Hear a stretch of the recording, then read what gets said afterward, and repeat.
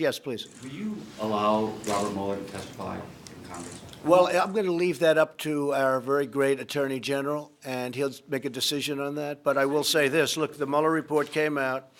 It was done at, I guess I'm hearing numbers now close to $40 million with 17 or 18 very angry Democrats who hated Donald Trump, and also everything that they could possibly have at their disposal. There was nobody that was in the history of our country more transparent than me. I said, give them every document, give them every person, let the White House counsel testify. I think he testified for 30 hours. I guess they must have asked him the same question because there wasn't very much to testify about. But I said, let him testify and let him keep him as long as you want. Actually, when I heard 30 hours, I said, that's a long time. But I let him testify. I didn't have to have presidential privilege. I could have stopped everything. I didn't have to give them a document. I gave them 1.5 million documents. I gave them White House counsel. I gave them other lawyers. Anybody you want, you can talk to. At the end of the testimony, no collusion, and essentially no obstruction. Of course, a lot of people say, how can you obstruct when there was no crime, when there was no collusion? How can you possibly obstruct? I'll tell you, but it's worse than that. It's not only was there no crime, but the crime was committed on the other side. So we're protecting against the crime committed on the other side. So after spending all of that money, all of that time, 2 years, they come up with a report. And Bob Mueller's no friend of mine. I had conflicts with him. We had a business dispute. We had somebody that is in love with James Comey.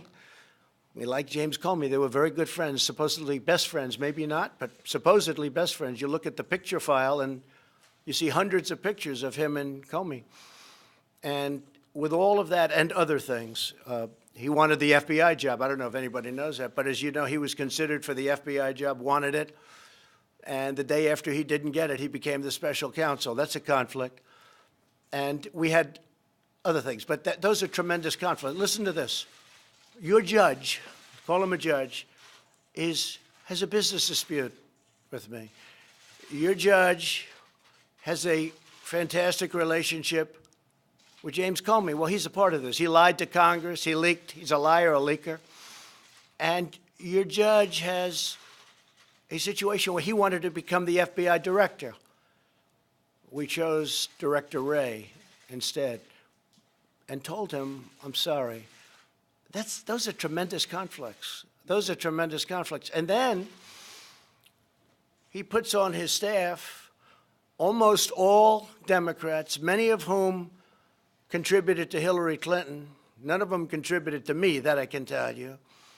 And it started out at 13 and went to 18. And these were angry Democrats. These were people that went to her, in one case, went to her. It was supposed to be a party. It turned out to be a funeral on election evening, and was going wild. He was so angry. And this man now is judging me. You had other people made big contributions to Hillary Clinton's campaign. They were angry Democrats in, I think, almost all cases. One of the people worked on the Clinton Foundation as just about the top person at the Clinton Foundation. With all of this, they came back, no collusion. There's nobody in this room, including you, if they were, that's you, John, if we looked at you with $40 million, 18 angry people that hated you, and all of the other things I mentioned, they'll find something. I don't know, maybe John not. Go ahead, finish it. Mr. Mueller is also friends with Mr. Barr, and as you're aware, Mr. Barr told lawmakers that he didn't have a problem with Mr. Mueller testifying. I'm going to leave that up to the Attorney General as to whether or not. I think, to me, it looks like a redo. Here's what's happened.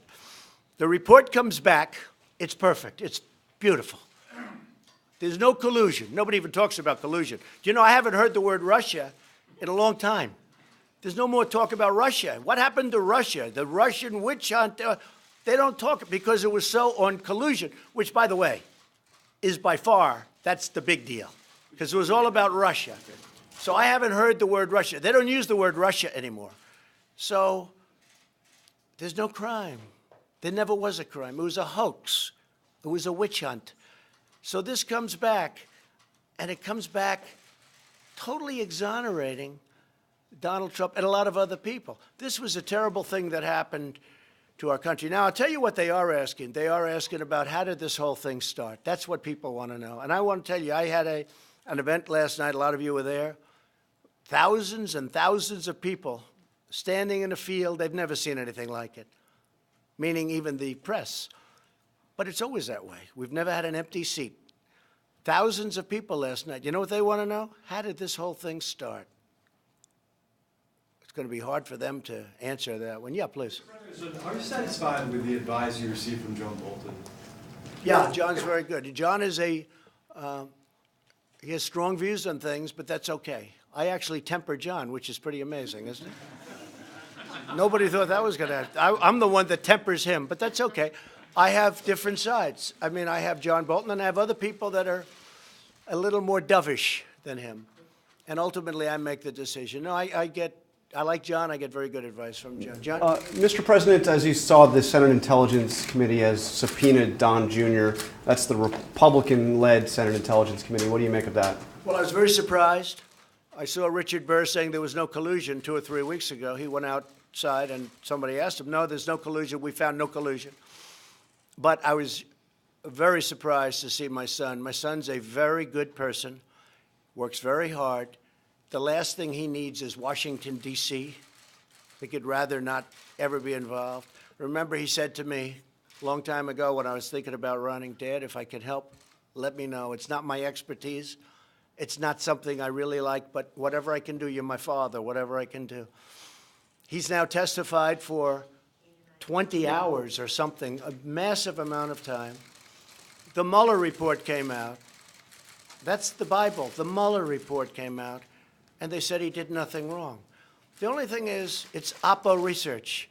If he did wrong, then everybody standing with me probably, except for John and Lamar. I think Lamar is pretty, I'll tell you. Did you ever do Oppo research on an opponent? I don't think so, Lamar, right?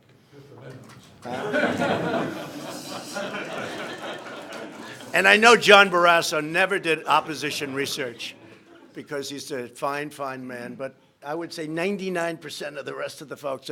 So they didn't, but what they didn't discuss is this woman that came in, who I watched her on the Today Show when it all started. Oh, I'm just an innocent. Well, nobody even knows, although the halls of Congress know her very well because for years she's walked around all over Congress. She came in and she left, supposedly, GPS Fusion, goes and meets for a short period of time with my son and some other people. They talked about a subject as very well, you know, advertised and put out, which is nothing. It was a nothing meeting. In fact, Jared left. He said, get me out of this meeting. This is a waste of time. She then went back to GPS Fusion. They were the ones that wrote the phony dossier. Why was she going to GPS Fusion? Why did she go back? Then I heard that Don, for a year, made 3 phone calls with an unmarked number. They called it unmarked. And this was a tremendous event because they all knew the fake news. They all know you were fair on that, John. But they all knew that these phone calls, these tremendous phone calls, before the meeting and after the meeting, there were, I believe, 3, right? They all knew that it had to be to his father. Unmarked, it's perfect. So he reported about the meeting and then reported what happened at the meeting. Except after looking and spending a tremendous amount of time and money, they were able to go back years and find out who made the calls. One was a local real estate developer. The other was a great person from NASCAR. He took 2 of them, and a friend of Don's. This went on for a year and a half. John, you heard all about the phone calls to, obviously, the father, where I never knew about the meeting. But the phone calls to the father turned out not to be the phone calls. My son is a good person. My son testified for hours and hours. My son was totally exonerated by Mueller, who, frankly, does not like Donald Trump, me, this Donald Trump.